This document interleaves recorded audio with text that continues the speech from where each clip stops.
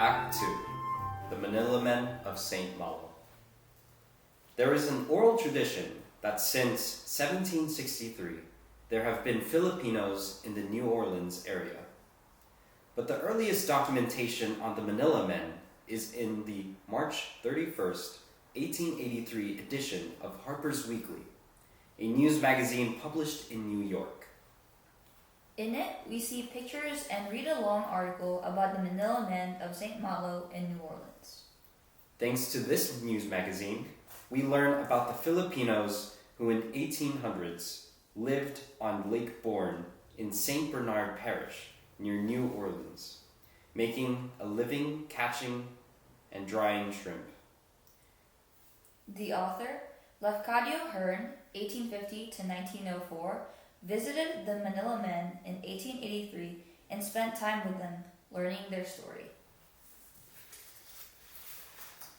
Hearn writes in 1883, "For nearly 50 years there has existed in the southeastern swamplands of Louisiana a certain strange settlement of Malay fishermen, Tagalogs from the Philippine Islands.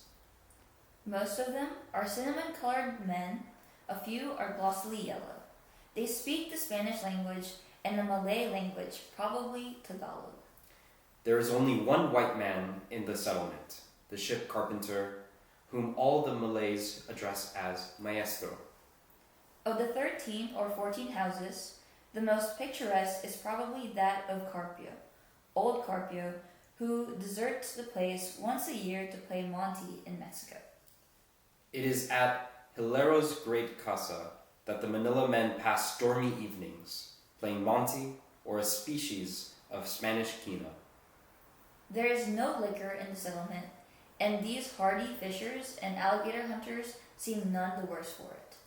Their flesh is hard as ore wood, and sickness rarely affects them, although they know little of comfort, and live largely upon raw fish seasoned with vinegar and oil. There is but one chimney, a wooden structure, in the village. Fires are hardly ever lighted, and in the winter, the cold and damp would soon undermine feeble constitutions. There is no woman in the settlement, nor has the treble voice of a female been heard along the bayou for many a year. Men who have families keep them at New Orleans. It would seem cruel to ask any woman to dwell in such a desolation, without comfort and without protection, during the long absence of the fishing boats. The Manilamen introduced to southeastern Louisiana the shrimp drying techniques from the Philippines. They sent money to their families in the Philippines and encouraged their townmates to come to St. Malo. The Manila-Acapulco galleon trade ended in 1815, when Mexico became independent of Spain. Before 1815, the Philippines had been governed by Spain through Mexico.